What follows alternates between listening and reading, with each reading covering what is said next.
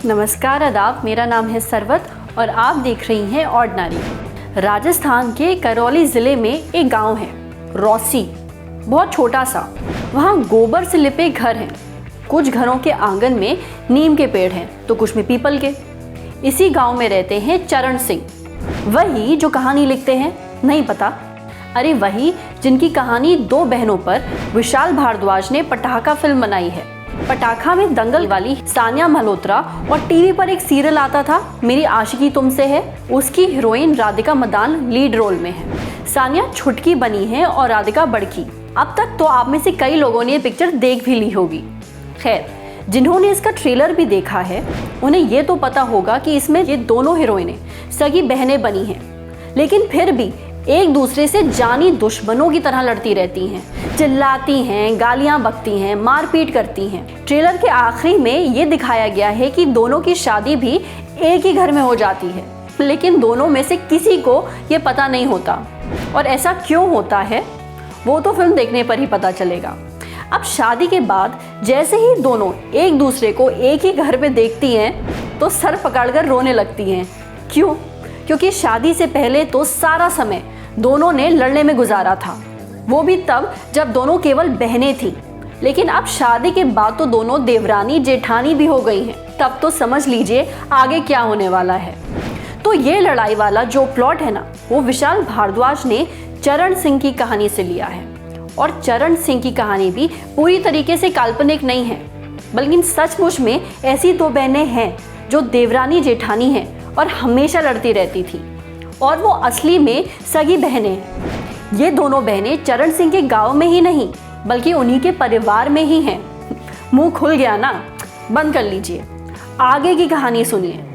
चरण सिंह का परिवार काफ़ी बड़ा है, और बड़े से मतलब 150 से 200 लोग तो होंगे ही। बड़ा सा घर है और बीच में एक आंगन है। आंगन में एक नीम का पेड़ है। उनके एक बड़े भाई की शादी और छोटे भाई की शादी दोनों सगी बहनों से हुई।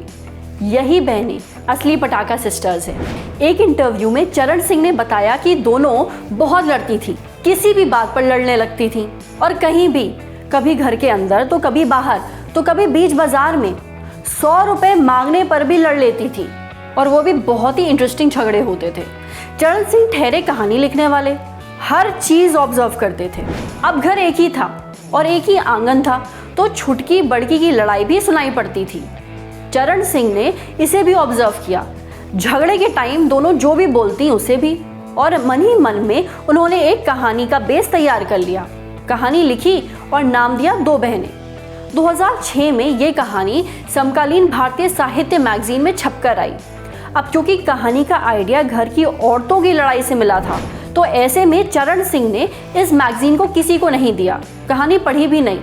लेकिन फिर पीपल का फूल आया, चरण सिंह की कहानी संग्रह की किताब। तो फिर चरण सिंह के बड़े भाई ने दो बहनों की कहानी पढ़ डाली, उनके बच्चों ने भी पढ़ी, और वही सगी बहनें जो लड़ती थीं उन्होंने भी पढ़ी। फिर आया पटाखा फिल्म का ट्रेलर। दोनों बहनों ने उसे देखा, लेकिन तब झगड़ा नहीं किया क्योंकि उन्हें वो ट्रेलर बहुत ज़्यादा पसंद आया। खैर, अच्छी बात तो ये है कि दोनों अब लड़ती नहीं हैं। क्यों? अब दोनों 60 साल की हो गई हैं और एक दूसरे के साथ बिना लड़े रहना सीख गई हैं। एक बहुत दिलचस्प बात, विशाल भारद्वाज चाहते थे कि फिल्म रियल लगे, इसलिए सानिया और राधिका की ट्रेनिंग हुई। कहाँ? अरे उसी गांव में रौसी। दोनों 5-6 दिन वहीं रहीं, चरण सिंह के घर पर भी। गांव की औरतों से झाड़ू लगाना, चूल्हा जलाना, गोबर के कंडे थापना, भैंस का दूध निकालना, चारा डालना, कुएं से पानी खींचना, छाछ निकालना वगैरह वगैरह। माने कि एक गांव की औरत की जिंदगी हर तरीके से उन्हीं ने सीखी। वहाँ की बोली भी, बीड़ी पीना भी, क्योंकि फिल्म में उनको बीड़ी पीनी थी। अगर आपने अभी ये पिक्चर देख ली है तो हमें कमेंट सेक्शन में ज़रूर बताइए कि आपको ये पिक्चर कैसी लगी। साथ ही अगर आपको हमारा ये वीडियो पसंद आया हो तो ऐसे ही और कंटेंट के लिए हमारे फेसबुक पेज को लाइक करिए और हमारे ऑर्डिनरी यूट्यूब चैनल को सब्सक्राइब करिए। Thank you.